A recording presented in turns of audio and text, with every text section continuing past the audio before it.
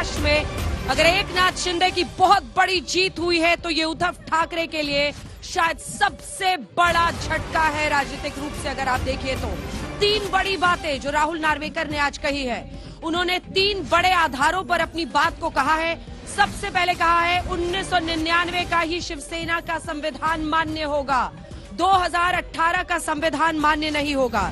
इसके बाद वो ये कहते हैं कि जो चुनाव आयोग यानी इलेक्शन कमीशन ऑफ इंडिया ने एकनाथ शिंदे गुट को ही असली शिवसेना माना है, हम उसको अस्वीकार नहीं कर सकते, उसको नहीं पलट सकते। तीसरी बड़ी बात जो आज राहुल नार्वेकर ने कही है वो कहा है कि 37 विधायकों के साथ बहुमत एकनाथ शिंदे के पास था और इसीलिए वही शिवसेना के असल नेता है।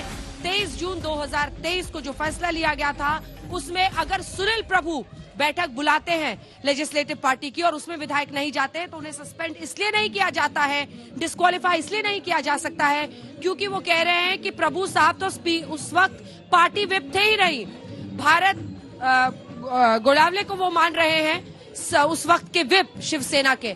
यानी अगर हम इस पूरी खबर पर नजर डालें तो एक बात बिल्कुल साफ है, एकनाथ शिंदे गुट के लिए राहत की बहुत बड़ी सांस है। तो दूसरी तरफ अभी से ही हमला शुरू हो गया है। जितेंद्र आवाड जो कि शरद पवार एनसीपी गुट के हैं, उन्होंने कहा है ट्वीट करके कि ये तो होना ही था। मुस्तफा शेख हमारे सहयोगी इस वक्त सीधे मुंबई से हमारे साथ जुड़ रहे हैं। मुस्तफा, उद्धव ठाकरे के लिए एक बहुत बड़ा झटका, इलेक्शन कमीशन की बात को सामने रखते हुए, 1999 के संविधान को मान्य रखते हुए 37 विधायक यानी बहुमत था शिंदे के साथ, ये सब पॉइंट्स गिनाकर उन्होंने कह दिया है कि मामला शिंदे का ही प्रबल दिखता है, शिंदे ही नेता है।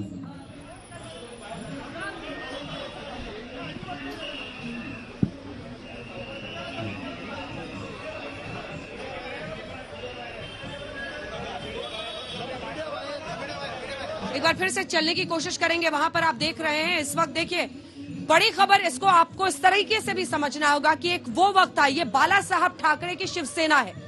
शिवसेना में जब उद्धव ठाकरे से बगावत करके एकनाथ शिंदे 37 विधायकों के साथ अपनी उद्धव ठाकरे की सरकार, जो गठजोड़ की सरकार थी उस वक्त, उसमें एक बड़ी फूट शिवसेना में ही डाल देते हैं, तो उन्होंने पूरी जो पार्टी थी उसके एक तरह से पूरे कॉन्स्टिट्यूशन को ही तितर बितर कर दिया।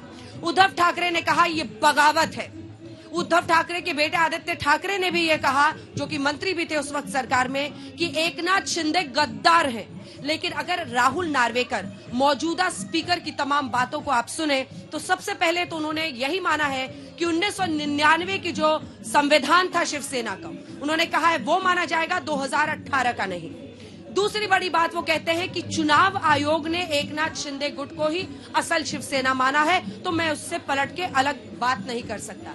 तीसरी बड़ी बात उन्होंने यही कही है कि विप कौन है, विप सुनील प्रभु या फिर भारत गोड़ावले, जो कि हम आपको बता दें कि एकनाथ शिंदे गुट के नेता थे।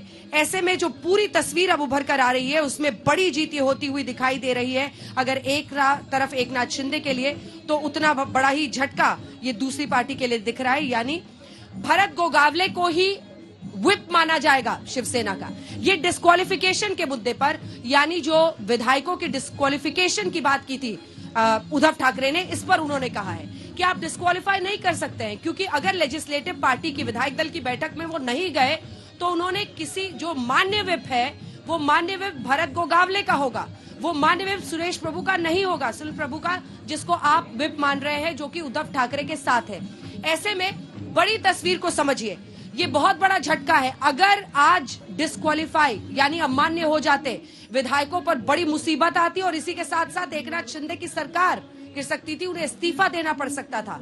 लेकिन अब सरकार जस की तस रहेगी। उन तमाम आरोपों के बीच जो उद्धव ठाकरे का गुट लगातार लगा रहा था कि एकनाथ शिंदे क्यों मिले स्पीकर राहुल नार्वेकर से, कुछ अंदर ही अंदर चल रहा है, हमें पता है साजिश के तहत ये सब कुछ किया जा रहा है। मुस्तफा शेख हमारे सहयोगी इस वक्त हमारे साथ जुड़ रहे हैं। मुस्तफा, बड़ी खबर यही है कि उद्धव ठाकरे आज एक बार फिर से मायूसी का सामना कर रहे हैं, बड़ा झटका है। वहीं एकनाथ शिंदे के लिए, मौजूदा महाराष्ट्र सरकार के लिए एक बड़ी जीत, डिस्क्वालीफाई भी नहीं होंगे शिंदे गुट के एमएलए।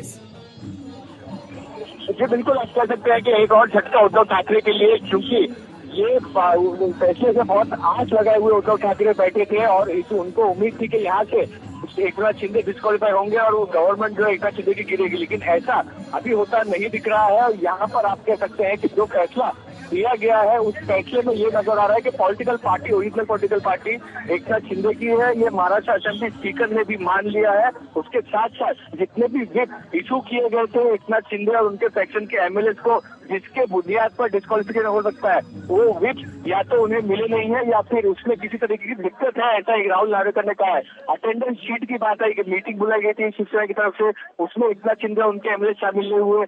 वो अटेंडेंस शीट भी फोल्ड है और उसमें किसी तरह की टेक्निकल खराबी है, ऐसा राहुल नार्वेकर ने कहा। तो कुल मिलाकर अभी तक जितने भी पहलुओं पर राहुल नार्वेकर ने फैसला दिया है वो सारे पहलू जो है वो एकनाथ शिंदे के फेवर में है।